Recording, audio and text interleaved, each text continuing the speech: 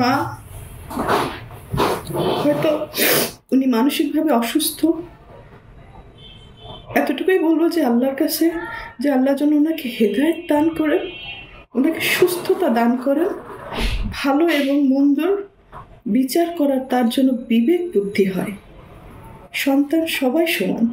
যদি উনি সন্তান হিসেবে আমাকে বলে থাকেন, মেনে থাকেন, জেনে থাকেন, তাহলে সন্তান সবই সমান। আমি কিন্তু কারো জমি দখল করিনি। যে মানুষটা সারা জীবন সবাইকে দিয়ে গেছে, আমার ভাই বোনের কাছে আমার কিছু চাওয়ার নেই, কিছুই পাওয়ার নেই, শুধু একটু সম্মানের আশা করি। আপু কেমন আছেন? ভালো আছেন? ভালো থাকেন।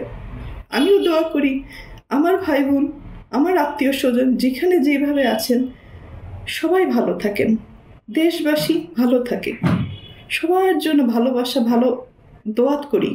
কারোর জন্য আমি ক্ষতিকর মানুষ না, পারলে দিয়েছি, না পারলে কারো ক্ষতি কোনোদিন করি নাই।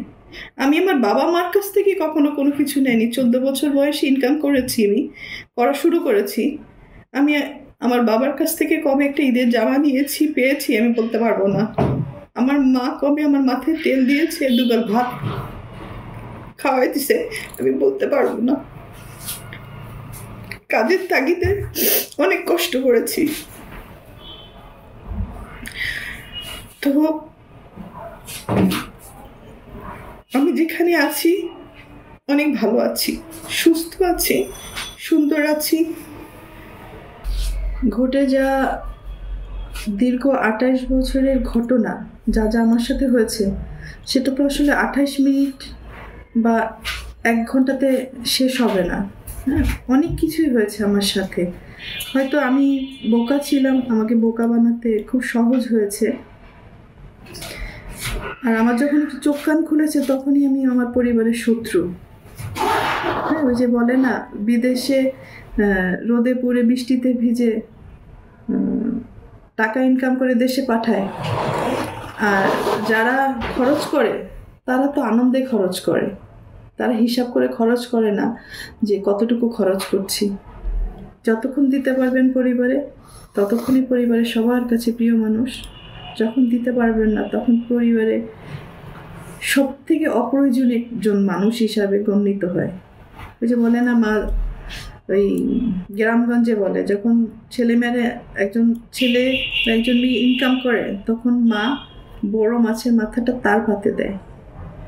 আর যখন ইনকাম করতে পারে না, পরবর্তীতে যে ইনকাম করে সেই মাছের মাথাটা প্লেট চেঞ্জ হয়ে যায়। তো আমার বেলায় আমি অনেক কিছুই, হয়তো ফিল্মের নায়িকা, আমি অনেক কিছুই মানে বাস্তব জীবনে দেখেছি। তো এতটুকু বলতে পারি, আমি ক্যামেরায় একজন ভালো অভিনেত্রী। ক্যামেরার সামনে স্ক্রিপ্ট পড়েছি, ডিরেক্টরের ডিরেকশন ফলো করেছি, হয়তো 3বার ন্যাশনাল অ্যাওয়ার্ড পেয়েছি। একজন ভালো অভিনেত্রী হিসাবে পুরস্কৃত স্বীকৃতি পেয়েছি আমি। কিন্তু বাস্তব জীবনে আমি খুবই কাঁচা একজন অভিনেত্রী। মানে অভিনয়টা আমার দ্বারা হয় না। অনেক কিছু সহ্য করেছি, তো মুখ বুঝে সহ্য করাটাই হয়তো আমার পরিবার আমার দুর্বলতা মনে করেছে, আমার ক্ষতি করেছে যারা যারা, তারা সবাই মনে করেছে আমি হয়তো চুপ থাকি, হজম করি, কারো ক্ষতি করি না, এটা আমার দুর্বলতা। কিন্তু মানুষের যখন দেয়ালে পিঠ ঠেকে যায়, তখন সে একটা না একটা পর্যায়ে প্রোটেস্ট করে। তো আজকে আমার এই বক্তব্যটা হচ্ছে অন্যায়ের বিরুদ্ধে প্রোটেস্ট করলাম।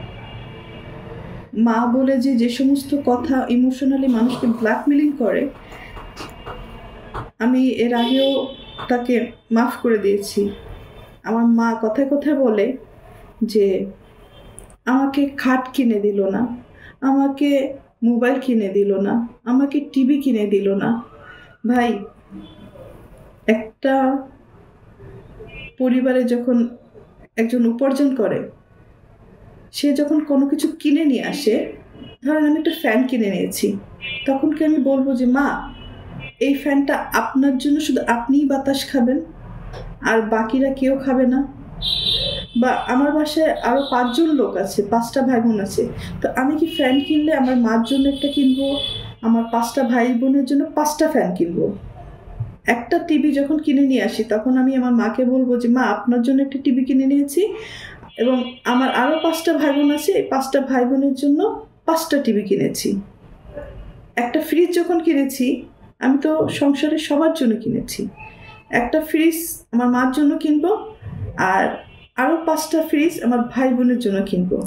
তাহলে আবার খাটের কথা বলে যে আমার খাট কিনে দেয়নি, তো আমার মার জন্য একটা খাট কিনবো, আমার 5টা ভাই বোনের জন্য 5টা খাট কিনবো।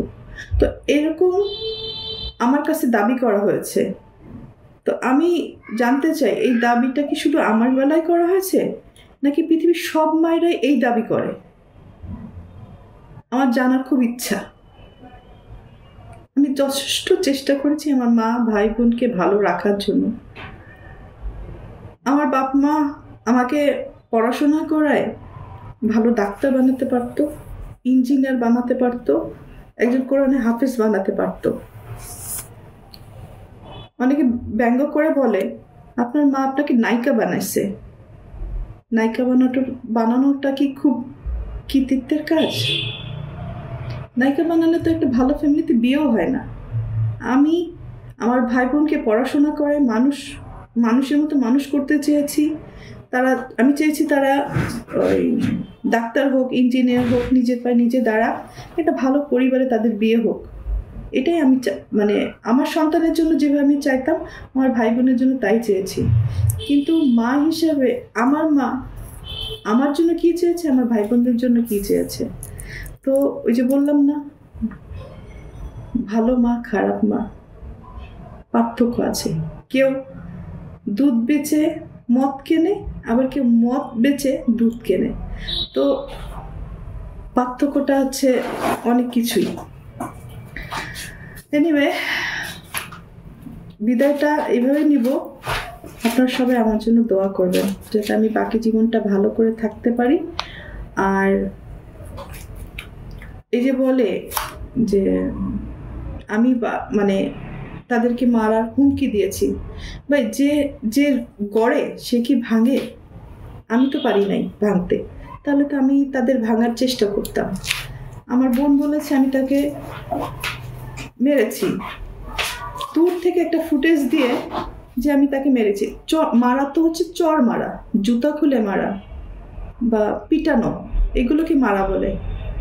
আমার মুখের সামনে ক্যামেরা ধরেছে, আমি ক্যামেরাগুলি ফেলে দিয়েছি। আমি তো কোনোদিন বলতে পারবো না আমি শাসন করেছি আমার ভাই বোনকে, কিন্তু কখনো কাউকে আমি মারিনি, বরং তাদের কাছ থেকে মার খেয়েছি। হ্যাঁ, তারা আমাকে মারার চেষ্টা করেছে আমার টাকা পয়সা সয় সম্পত্তি হাতিয়ে নেওয়ার জন্য, হজম করার জন্য। ঠিক আছে, আমার ফ্যামিলিতে আপনি একটু জিজ্ঞেস করবেন আমার কোন বোনটা কত টাকা ইনকাম করে বা কি চাকরি করে, কত টাকা ইনকাম করে, আমার ভাই কয় টাকা ইনকাম করে, কি চাকরি করে। হ্যাঁ, তো আমার ফ্যামিলিতে একমাত্র উপার্জনের মানে সোর্স কিন্তু আমি ছিলাম। এখন হয়তো বড় হয়ে গেছে, তারা যে যার মতো, আমাকে চিনে না। যাই হোক, আমার এটা নিয়ে আফসোস নেই, চিনতে হবে এমন কোনো কথা নেই। আমার ভাই বোন এবং মাদের কাছে একটাই অনুরোধ, আমাকে চেনার দরকার নেই, আমাকে শুধু একটু ভালো থাকতে দিলেই আমি খুশি, আমাকে একটু সুন্দরভাবে বাঁচতে দিলে আমি খুশি, আমার কিচ্ছু লাগবে না। কারণ আমি সবাইকে দিয়ে এসেছি, আমি কারোর কাছ থেকে কিছু নিইনি। আমার ভাই বোন আমাকে খুন করতে আসে, এই যে কয়েকদিন আগেও আমাকে যখন খুন করতে এসেছিল আমি তাকে মাফ করে দিয়েছিলাম। সামি নামের যে ছেলেটা এবং আমার আপন ভাই মিলে আমাকে খুন করতে এসেছিল, আমি মাফ করে দিয়েছি। কিন্তু কয়েকদিন আগে বসুন্ধরায় ডাকাতি করতে যে ধরা পড়েছে ডিজিএফ এর পরিচয় দিয়ে, সেখানে কি মাপ পাবে? এগুলো কিন্তু আমার ওই ছোট বোনটার কর্মফল।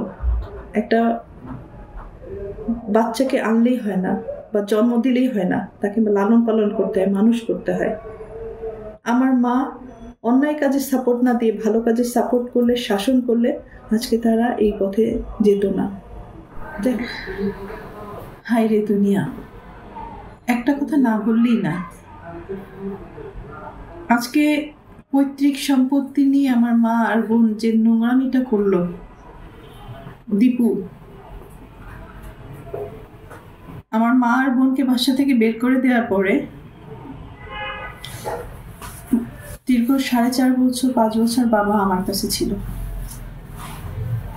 তার সবকিছু আমি দেখাশোনা করেছি, তার ট্রিটমেন্ট থেকে শুরু করে সবকিছু আমার দায়িত্বে ছিল। তো অনেকবার সে হসপিটালে গেছে, অনেকবার সুস্থ হয়ে বাসায় ফিরেছে। তো এই সম্পত্তির কারণে অনেক বড় বড় ঘটনা আমার সাথে হয়েছে, শেষের দিকে আব্বুর সাথে হয়েছে। মানে বাবা যখন হসপিটালে ছিল, মানে তার ট্রিটমেন্টের সমস্ত টাকা পয়সা আমার টাকা, আমার এফডিআর ভেঙে আমি 1 কোটি টাকা কম হবে না, বেশি হবে, মানে যদি এটা বলতে হয়।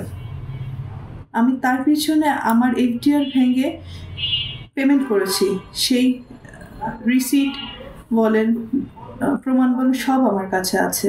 স্টেট ব্যাংকের স্টেটমেন্ট উঠালে তো পাওয়া যাবে, এবং আপনারা হসপিটালে খোঁজ নিলেই পাবেন।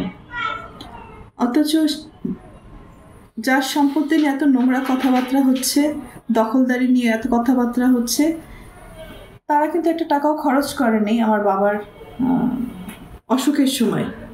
যেই মারা গেল সেই তার সম্পত্তি নিয়ে ভাগাভাগি করছে, ব্লেম দিচ্ছে, নোংরামি করছে, দখল বুঝে নিচ্ছে। আর দীপু বাবার লাশটাও ধরতে চাও নাই। আর আজকে বাবার সম্পত্তি নিয়ে কত রকম নোংরামি করছো। কোথায় ছিল এই সমস্ত?